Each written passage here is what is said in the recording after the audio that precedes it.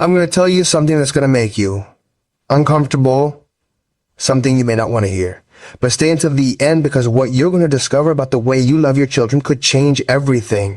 You may be destroying the very thing you want to protect the most, and worst of all, you're doing it with the best intentions in the world. Subscribe now. Leave me a comment below telling me, do you ever feel like you do too much for your children? That you solve everything for them before they even ask? I want to read your story. I need to know what's wrong with you. I remember the first time Fernanda came into my office, a mother of 2 teenagers, a successful professional, an intelligent woman. She was crying. She couldn't stop crying. I don't know what I did wrong, she said. Her oldest daughter, who was 16, had just told her that she hated her, that she couldn't stand her, that she would rather live with anyone else than with her. Do you know what Fernanda told me in that first session? She told me that she had dedicated her entire life to her children. Every minute, every decision, everything revolved around them. She woke up early to make them the perfect breakfast. She organized their backpacks, reminded them of every homework assignment, every test, every activity, took them to and from everywhere. Not a single school meeting did she ever miss, nor a football game or a theatrical performance. I did everything right, she repeated everything to me. I eyed her, took a deep breath, and asked, are you sure? Sometimes doing everything right is doing it wrong. Listen to me carefully. Loving a child is not solving their life. It is not removing every obstacle from their path. It is not always there anticipating every need before they even know they have it. Loving a child, truly loving them, also involves playing dumb. It involves looking the other way when you know perfectly well that they are about to make a mistake. It involves containing the urge to intervene, rescue, to save, because you cannot save anyone from the pain of growing up. And yet, how many of us try? How many of us live with this unconscious fantasy that if we do enough, if we are attentive enough, if we anticipate every problem, our children will be protected from all suffering. Freud said it with brutal clarity. The task of parents is ultimately to become dispensable. Raising children is preparing them for absence. It is teaching them to live without us. And that, my friends, hurts. It hurts like few things in life. But there is something that hurts more. Raising children who cannot live without a voice. A few months ago, I saw Sebastian, 32 years old, a brilliant engineer. He still lived with his mother. She needed me, he told me. She is alone. I am all she has. It took us 6 months to dismantle that narrative, to recognize that it was not his mother who could not live without him. It was he who did not know how to live without her. Because all his life, since he was a little boy, his mother had done everything for him, everything. She washed his clothes, cooked for him, organized his schedule, got him jobs through her contacts, paid his bills, resolved every conflict with neighbors, bosses, and friends. Below. What did Sebastian tell me that day? Through tears, I never learned to be alone. I'm afraid of not knowing who I am if she's not there. That's what we do when we don't let go. When we don't play dumb, we create children who don't know who they are without us. Now, stop for a second and think about yourself. How many times today have you solved something for your child that he could have solved on his own? How many times have you intervened in a fight with a friend? How many times have you reminded him of something that he should have remembered on his own? I'm not judging you. I'm inviting you to observe yourself, because the unconscious is clever. It makes us believe that we are protecting, when in reality we are controlling. It convinces us that we are loving, when in reality we are tying down. Psychoanalysis teaches us that behind every action there is a desire, and many times that desire is not conscious. So ask yourself what desire. What desire of mine is being satisfied when I do everything for my child? Is it perhaps the desire to feel needed, indispensable, important? Because if your value as a father or mother depends on how much your children need you, you are in serious trouble. And so are they. Claudia came to see me 2 years ago. Her son Matthias was 11 years old. He is very intelligent, she told me in the first consultation. But he does nothing if I am not on top of him. I asked her to tell me about a typical day. She would get up an hour before Matthias to get everything ready. He would leave his clothes ready, breakfast served, his backpack organized. She would wake him up, hurry him, comb his hair, take him to school. What if you did none of that? I asked her. She looked at me horrified. He'd arrive late, hair disheveled, and forget his homework. And I insisted. Silence. That is the most revolutionary question you can ask yourself as a parent. What would happen? Would the world end, or would your child learn to wake up alone, make his own breakfast, organize himself, and face the consequences of not being prepared? I proposed an experiment. For a week, Claudia wasn't going to do anything she usually did. Nothing. She was going to play dumb. The first 2 days were a disaster. Matthias arrived late to school, forgot his homework, and went without breakfast. Claudia called me dull and distressed. This isn't working, she told me. I'm abandoning him. I replied, you're trusting him for the first time. Do you know the difference between abandoning and letting go? Abandonment is not caring. It's not being there. It's letting go. Letting go, on the other hand, is being there without resolving issues. It's accompanying without rescuing. It's holding your gaze while the other person stumbles, gets up, falls again, and gets up again. Letting go is one of the most difficult acts of love that exists, because it involves tolerating the anguish of seeing the one we love suffer. It involves resisting the urge to intervene. It involves trusting that the other person has resources, even if they haven't discovered them yet. On the third day, Matthias woke up alone. On the fourth day, he packed his backpack. On the fifth, he even made himself a sandwich for breakfast. Was he perfect? He wasn't always on time either. But something had changed. Something fundamental. Matthias began to feel capable, and Claudia began to understand that her son didn't need her for everything. And that, although it hurt a little, was a blessing. There's something I want you to understand. When you do everything for your children, you're sending them a powerful message. A message that has no words, but that sounds something like this. I don't trust you to do it alone. Children aren't stupid. They pick up on those messages, internalize them, and start to believe them. They start to believe that they're not capable, that they need someone else to come and solve their lives, and that's how this terrible vicious circle starts. You do it because you think he can't, and he can't because you always do it. Freud spoke of the narcissism of small differences. Parents often need to feel different, superior to their children.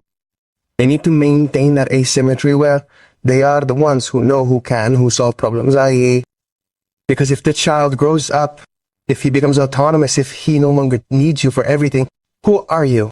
What is your place? It's terrifying. I know, but it's necessary to face it. I remember Pablo. He came with his 14-year-old son, Tomas. Tomas didn't want to do anything around the house. Nada. No se digna levantar el plato. Pablo and his wife did everything. They cleaned his room, put away his dirty clothes, and took things to his room. He has a lot of homework to do. Pablo justified it. We don't want to put more pressure on him. During the sessions, we dismantled that discourse.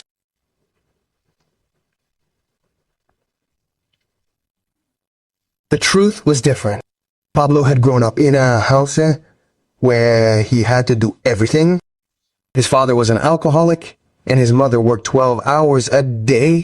Pablo cooked for his younger siblings, cleaned, babysat, and took on responsibilities that weren't his. I don't want my son to endure what I endured, he'd say. And I understood him, but I made him see something. You're not saving Tomas from your childhood, you're creating his own. And it's going to be just as painful as yours, just for opposite reasons. Pablo was compensating. He was trying to repair the wounds of his own childhood in his son, but life doesn't work like that. You can repair your pain in someone else. You can only work on it in yourself. I suggested that he start asking Tomas for things, small things at first, like setting the table, putting his dirty clothes in the hamper, and tidying his room once a week. Pablo was afraid of becoming his father, afraid of demanding, afraid of being mean. You're not being mean for asking your son to help, I told him. You are a bad person if you raise them to believe that someone else is always going to be there to do things for them. Think about this. What are you teaching your child about life when you do everything for them? You are teaching them that life is easy, that there's always someone who will come along to solve it, that there is no need to try hard because mom or dad will be there to make sure nothing goes wrong. And you know what happens when that child faces the real world? They break down, because that is not how the world works. The world doesn't have patience for you. It doesn't solve your problems, and it doesn't worry about your comfort. I have seen young people in their 20s, 25s, 30s destroyed because they do not know how to deal with the most basic frustration. They do not know what to do when a teacher gives them a bad grade, when a boss tells them off, and a relationship ends, when life simply does not turn out as they expected. And it is not their fault. It is the fault of the parents who believed that protecting was avoiding pain, that loving was smoothing the way. But the way cannot be smoothed. Life hurts. Life is hard. Life throws you obstacles. When you're young, and if you don't learn to face them when you're older, you're going to fall, you're going to break, and you won't have the tools to get back up. Now I want to talk to you about something that's very uncomfortable. Guilt. Because doing less for your children triggers guilt like nothing else in the world. You feel bad. You wonder if you're a good father or mother. You compare yourself to others who are always on top of things. You say to yourself, what if something goes wrong and it's my fault? Guilt is a complex emotion. Sometimes it's useful. It shows you when you really did something wrong. It invites you to make amends, to change, but many times guilt is neurotic. It's a trap of the superego, that psychic instance that Freud described as the internal policeman, always watching, always judging. When you feel guilty for not doing everything for your child, ask yourself, is it real guilt or is it neurotic guilt? Am I really harming my child, or am I damaging the idealized image of what I should be as a parent? Because that image, that of being the perfect father who never fails, who is always available, who never makes mistakes, is a fantasy. It is impossible. And pursuing the impossible will only frustrate you and harm your child. Rosa came to therapy devastated. Her son, Julian, 18, had just failed his first year of college, not because of a lack of intelligence, but because of a lack of discipline. He missed classes, didn't study, and did no assignments. No one forces me, he had told Rosa when she asked him what had happened. No one forces you. I repeated it when Rosa told me that phrase, and what did he expect? That at university, there would be someone reminding him to go to class, to study, to hand in his work. Rosa fell silent. Then, very slowly, she told me, I did that all the time. Throughout his school life, I reminded him of everything. I was on top of every assignment. I sat with him to study for every exam. I talked to the teachers, and something was wrong. I was the one forcing him. So Julian never learned to force himself. He never developed internal discipline. He never had to answer to himself because there was always someone else doing it for him. I didn't prepare him for life, Rosa cried. I prepared him to live with me. That's what happens when we don't let go. We prepare our children for dependency, not for autonomy. Do you know what the hardest thing about playing dumb is? You have to tolerate things going wrong, that your child makes mistakes, fails, suffers, and be there without intervening, feeling in your own body that tremendous anguish of seeing the one you love the most suffer. Because all parents have this fantasy that we can protect our children from suffering, that if we attentive enough, present enough, dedicated enough, nothing bad will happen to them. Nothing will happen to them. That's a lie. Something bad will happen. It will happen because that's life. Because growing up hurts. Because there are inevitable losses. Because the world isn't perfect, and it never will be. And your job as a parent is not to prevent that suffering. Your job is to teach your child to get through it, to have inner resources to know that they can fall and get back up, to trust themselves. How can they trust themselves if you never trusted them? Patricia told me something that broke my heart. Her daughter Lucia, 16, had tried to commit suicide. When asked why, Lucia said, because I don't know how to do anything. I'm useless. I'm good for nothing. Patricia didn't understand. I gave her everything, she told me. Everything she needed was always there. She never lacked anything. And did you give her the opportunity to make mistakes? I asked her to fail, to feel incapable, and still try again. Silence. Patricia had been an exemplary mother by society's standards, but she had made the most common mistake, confusing provision with preparation.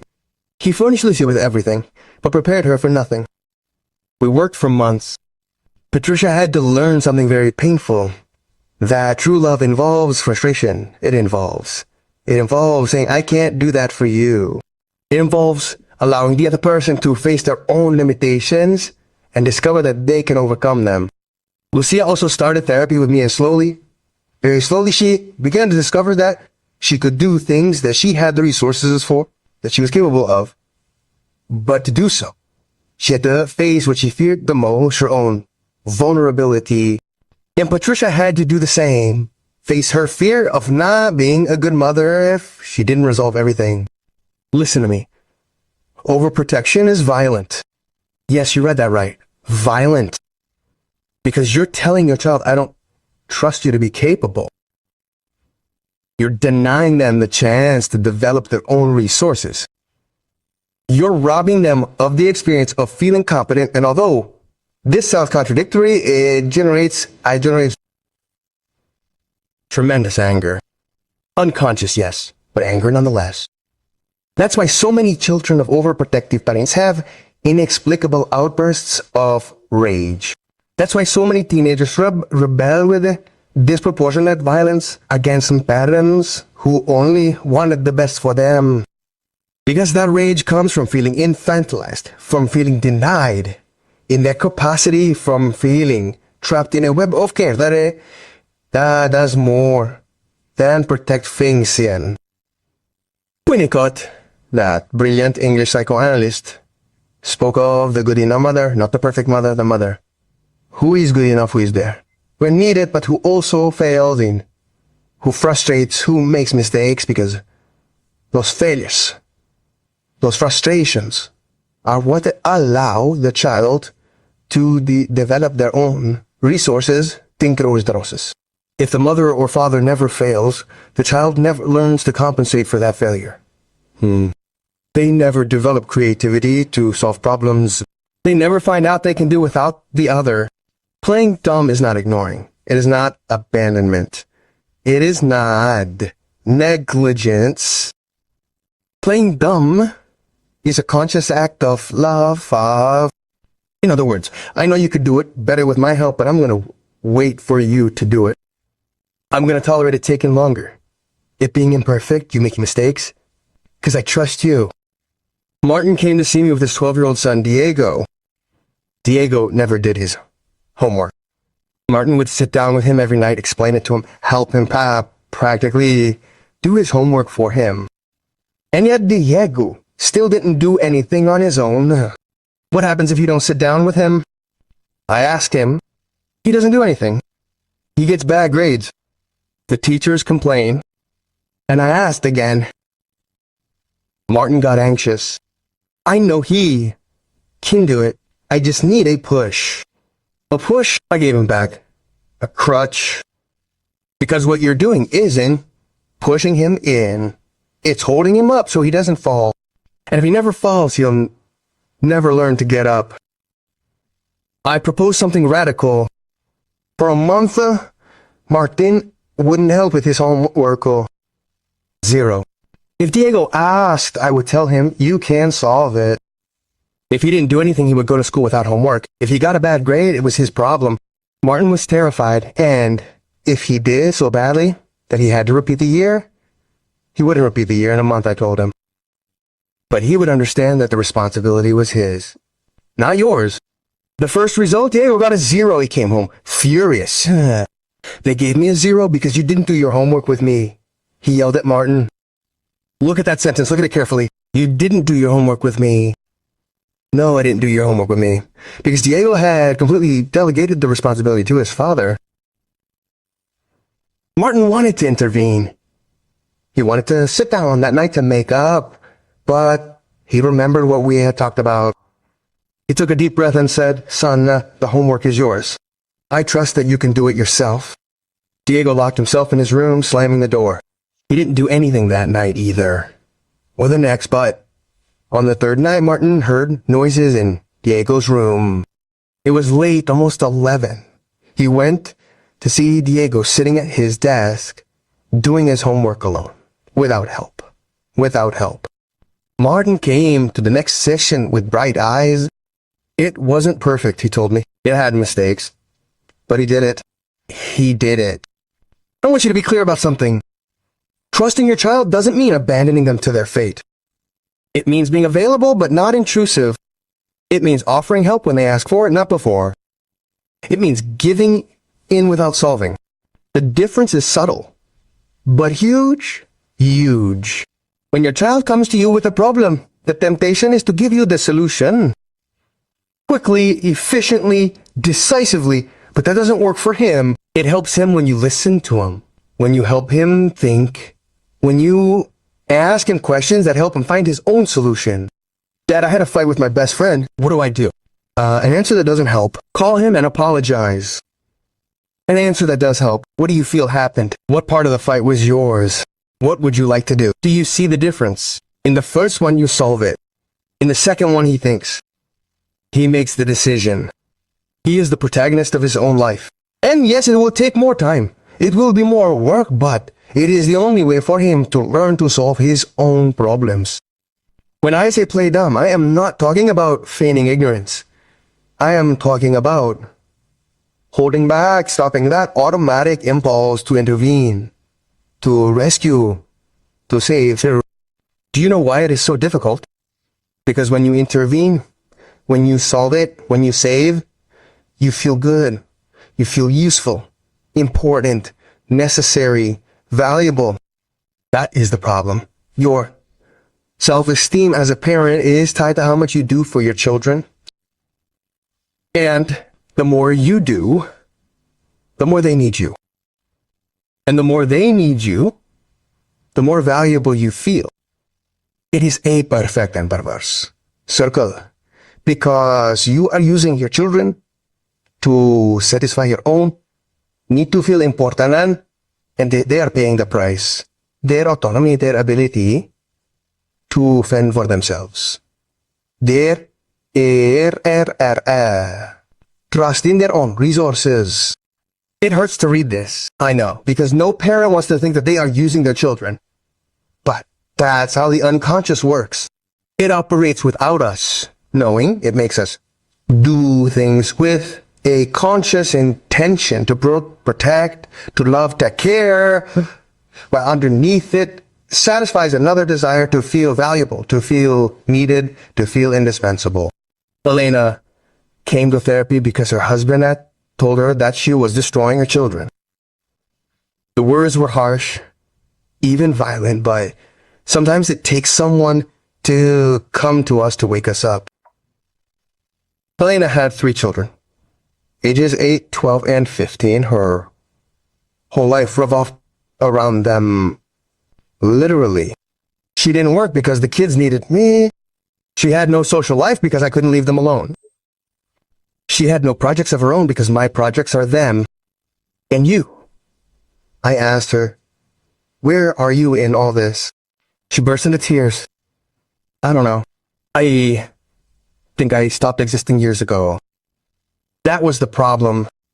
Elena didn't exist on the outside of motherhood. She had no identity of her own. And that's why she unconsciously needed her children to need her, because if they didn't need her, who was she? I suggested that she start building her own spaces, a job, even if it was part-time, an activity that she enjoyed, friends, projects, a life. And the kids asked, are the kids going to be okay? The kids going to be okay. They're going to have a mother who exists as a person, not just as a function.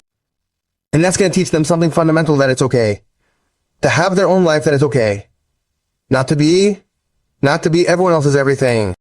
There's something that parents don't want to accept. Your children are not yours. They're independent human beings who are passing through your life. Your job is to prepare them to leave so that they can live without you, so that they can be happy away from you. It sounds brutal, right? But it's the deepest truth of parenthood. If you raise your children to stay close, to need you, to depend on you, you're doing them tremendous harm already. You are robbing them of their freedom. You are denying them the chance to discover who they are outside of you. Khalil Gibran wrote in The Prophet, your children are not. Your children aren't. They are the sons and daughters of life, longing for itself. It's poetry, yes, but it's also pure psychoanalytic truth. I'm going to tell you something about my own life. When my daughter was little, I was an obsessive father. I was on top of everything. I wanted to control every aspect. I was anxious about her getting sick, getting a bad grade, having problems with her friends. I intervened in everything. I solved everything. Until one day when she was about 13, she said something to me that left its mark on me forever. Dad, do you trust me? I froze. Of course I do, I said. It doesn't seem like it. He replied, because you're always controlling everything, as if you thought I couldn't do it on my own. I didn't sleep that night. I tossed and turned in bed thinking about that phrase, and I realized that she was right. I didn't trust her, or rather, I didn't trust that life wouldn't hurt her. And in my desperate attempt to protect her from all pain, I was suffocating her. Changing was hard. It took a very long time. I had to work through it in my own analysis. I had to acknowledge my own anguish, my own fear of abandonment, my own need to feel needed. I had to learn to let go. And you know what happened? My daughter blossomed. She began to make decisions on her own, to solve her own problems, to make mistakes and learn from them, to trust herself. And I learned something fundamental, that true love is not possession, it's freedom. Now think about this. If you solve all their problems, you're stealing something valuable. You are taking away their pride in having done it alone. The satisfaction of having overcome an obstacle. The confidence that comes from knowing that you can do something difficult. I have seen children who never had to make a real effort, who never faced a challenge, who never felt truly capable of anything because they never had to be. And when they grow up, they have fragile self-esteem. Very fragile. Because their self-esteem is not built on their own achievements, it is built on what others have done for them. Do you know what happens to these kids when life gets tough, Pasha? They break down because they have no internal resources. They have no experience of having gone through difficulties and coming out on top. And then they come to therapy. At 20, 25, 30 years old, depressed, anxious, feeling incapable with a feeling of emptiness that they don't know where it comes from. And when we start working, when we start retracing history, the same thing always comes up. Parents who did too much, who loved too much in the wrong way. I want to talk to you about boundaries. Because playing dumb also has to do with setting limits, with saying no. With frustrating. Kids need boundaries, they need you to tell them no. They need to be frustrated, because frustration is what allows for psychological development. It is what generates creativity, tolerance, the ability to wait. If your child wants something and you give it to him immediately, you are not doing him any favors. You are denying him the experience of wanting, of waiting, of working for something, of valuing what he has. Ramiro came to see me worried about his 10-year-old son, Ezekiel. According to Ramiro, Ezekiel was unbearable. He asked for things all the time. If he saw a toy, he wanted it. If he saw ice cream, he wanted it. Yes, he wanted to stay up late. He threw tantrums until he got it. And what do? I asked him. I give him what he asks for, Ramiro admitted, because if not, he makes a terrible scene. He screams, cries, says he hates him, and I can't handle that. So the problem wasn't Ezekiel. It was Ramiro. Ramiro couldn't tolerate his son's frustration. He couldn't keep saying no when Ezekiel was suffering. And so he gave in, time and time again.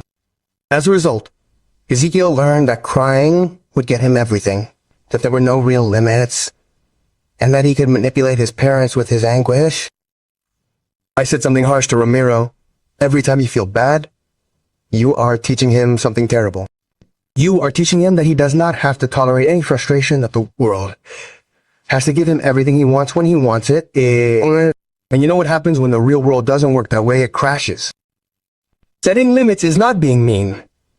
It is not being cruel. It is teaching. It is preparing. Simply put, life won't give you everything you want, and that's okay. You can wish for something and not have it. You can want something and have to wait. You can ask for something and get a no.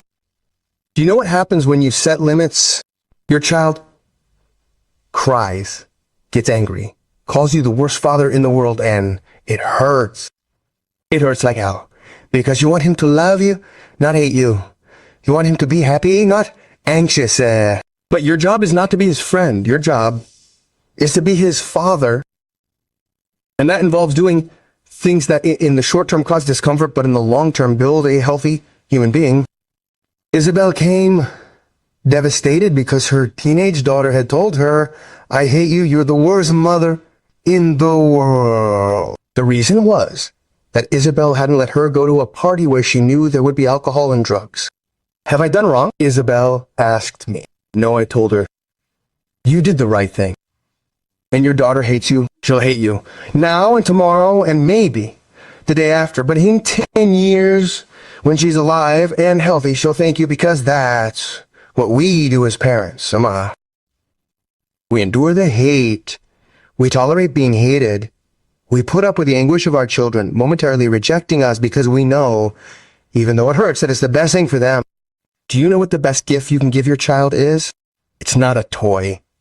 It's not a room full of things. It's not paying for the best school or the best trip. The best gift is self-confidence, the ability to face problems, the tolerance for frustration, creativity to solve obstacles, autonomy to make decisions. And all of that only develops when you step aside, when you stop doing, when you trust that she can do it. Andrea had a daughter, Valentina, who was 15. Valentina was brilliant, but insecure. She was always asking, "Mommy, is this okay? Is that okay? I did it right." Andrea always responded, always guided, always had it corrected.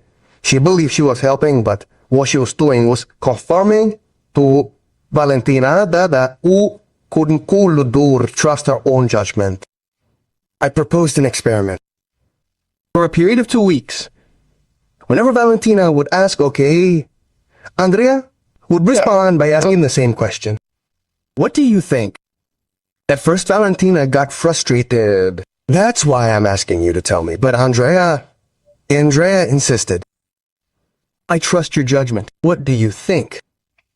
Slowly, Valentina began to cheer up. She began to give her opinion, to trust her own decisions, to discover that she had her own judgment and that it was valid. That change was transformative. Valentina began to trust herself in all areas. At school, with friends, in life. Something else you have to understand. When you do everything for your child, you also rob him of something fundamental. The opportunity to help you. To feel useful, to be part of something bigger than himself. Children need to feel useful. They need to feel that they can contribute, that they have something valuable to give. And if you never ask them for anything, if you do everything, you are denying them that experience. Joaquin came to see me because his 11-year-old son didn't want to do anything around the house. He's lazy, he told me. But when I asked him what chores the boy had, the answer was none. Did you ever ask him for anything? I did some research. He's not a kid. He'll have time to work when he's older. Oh, way. A big mistake. A very big one. Because it's not about working, it's about being part of the family, about collaborating, about feeling that your contribution matters. I asked Joaquin to start giving his son small chores, setting the table, taking out the trash, feeding the dog, and above all, thanking him, acknowledging his contribution. Paluta his contribution. At first the boy protested, of course. He had never had to do anything, but after a couple of weeks, something changed. The boy began to feel like he belonged. He began to offer help without being asked. He began to feel useful. And that changed his self-esteem. Because self-esteem doesn't just come from what you receive, it also comes from what you give. I want you to think about your own childhood. What did you learn when you made mistakes? What did you learn when you failed? What did you learn when no one came to your rescue and you had to figure it out on your own? Those are probably the most valuable lessons you have, the ones that made you who you are. You are the ones who gave you the resources for life. So why do you want to deny your son those lessons? It's because of fear. Because of that unconscious terror that if he suffers, if he gets frustrated, if he fails, something terrible will happen. He will be marked. He will be damaged forever, ever. But that's not the case. Children are much more resilient than we think. They can handle much more than we imagine. And every time we underestimate them, every time we don't trust in their abilities, we are doing them real harm. Norma came with her son, Ivan, who is 7 years old. Ivan had a problem with a classmate at school. The boy had pushed him. Norma had run to school, had spoken to the principal, had demanded that the other boy be punished, had made a scene. And what did Ivan do? I asked him. Nothing. He started crying and I went to fix everything. And if you weren't going, I insisted. Norma looked at me as if I had asked her something outrageous. How could I not go? He's my son. What? They hurt him. Or just pushed him. I pushed him back. Because a push at recess is something that kids resolve among themselves. It's not a crime. It's part of life. Norma was convinced that she was protecting Ivan, but what she was doing was preventing him from learning to defend himself, to set boundaries, to resolve conflicts. She was sending him a message. You can't handle this. I have to come rescue you.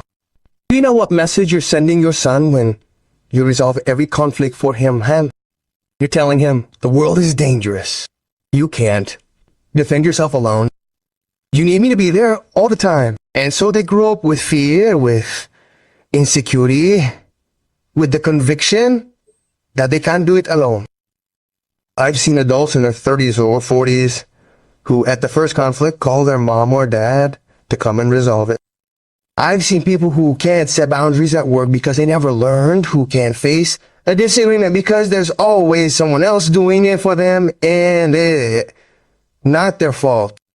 It's parents who believe that protecting meant resolving, that caring meant preventing all conflict, but conflict is part of life. It's inevitable.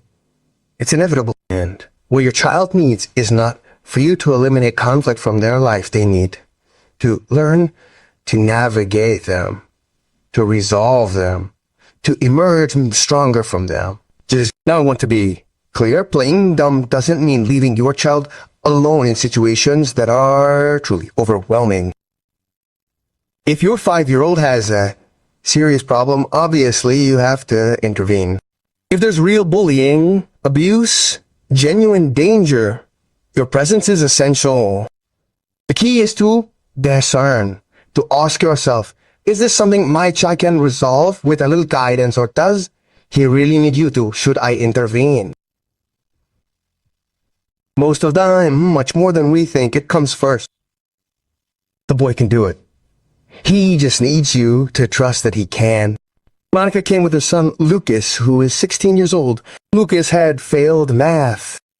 Monica had already called the teacher, had asked for a meeting.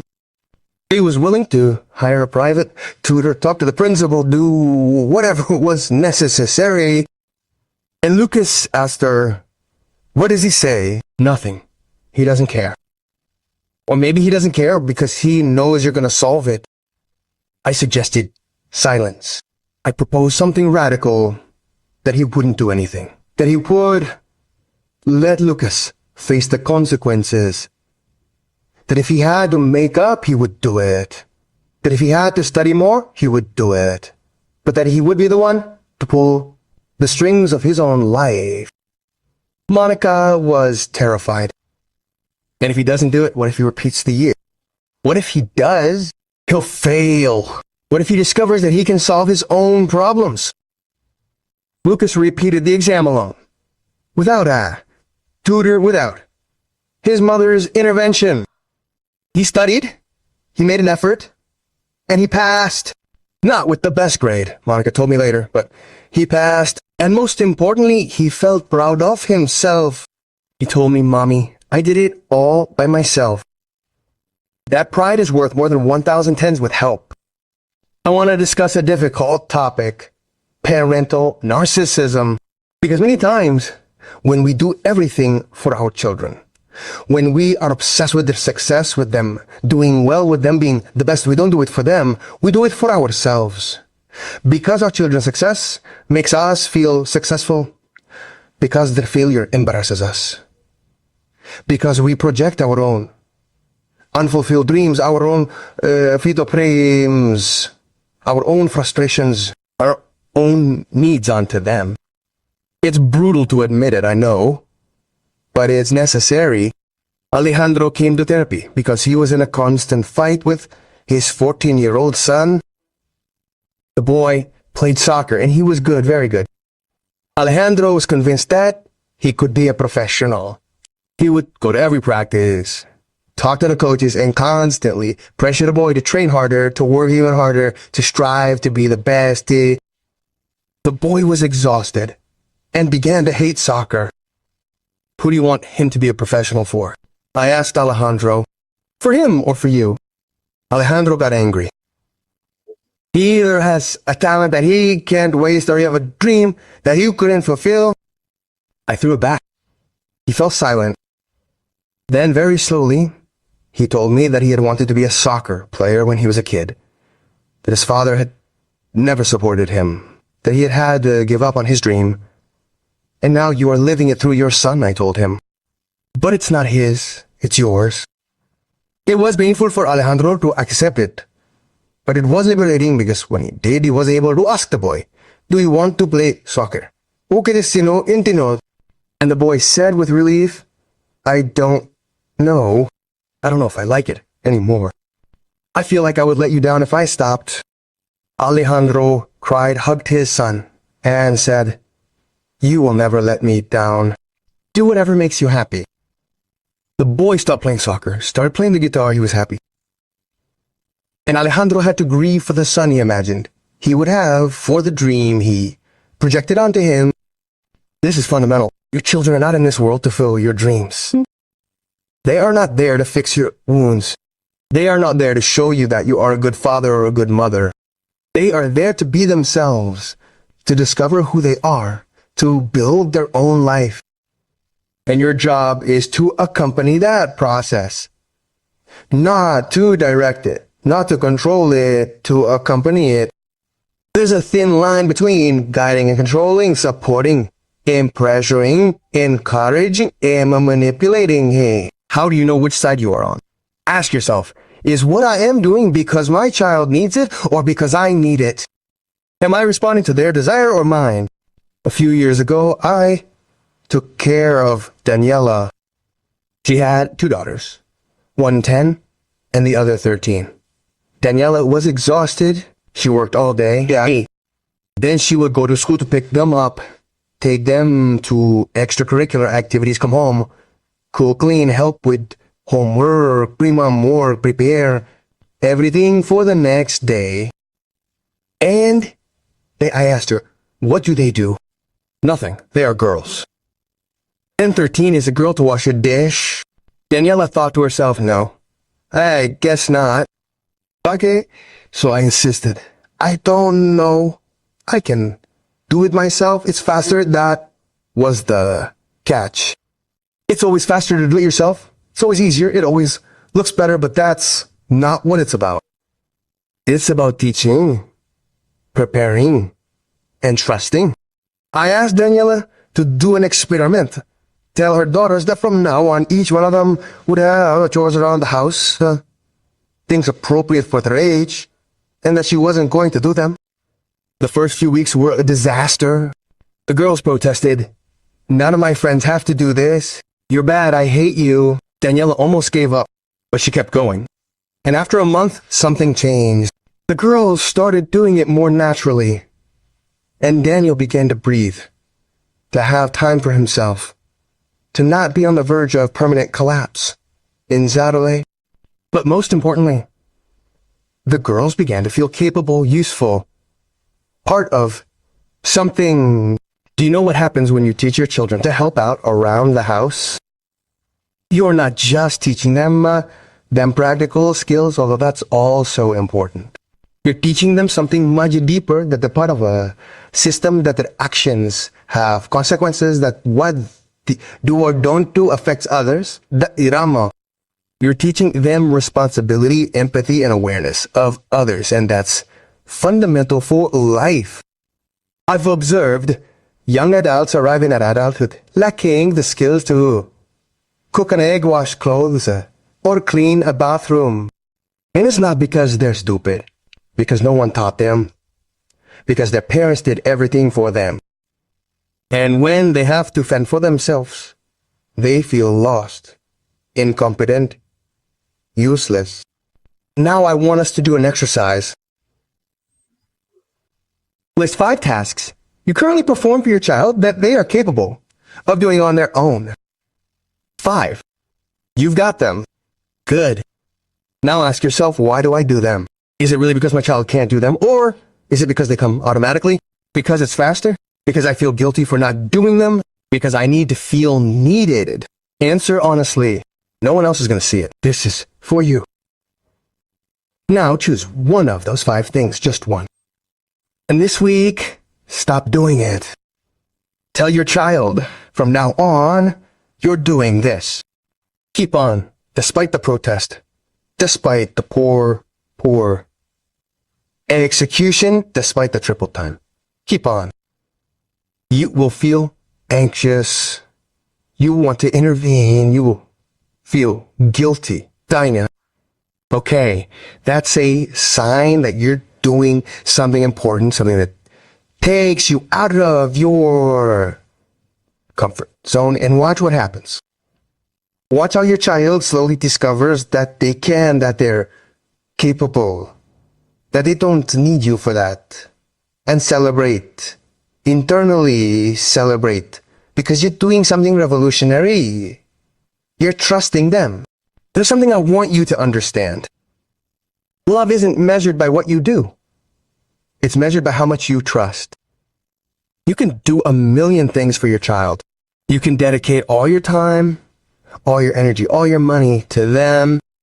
But if you don't trust them, if you don't give them the opportunity to develop their own resources, you're not loving them properly. True love involves risk.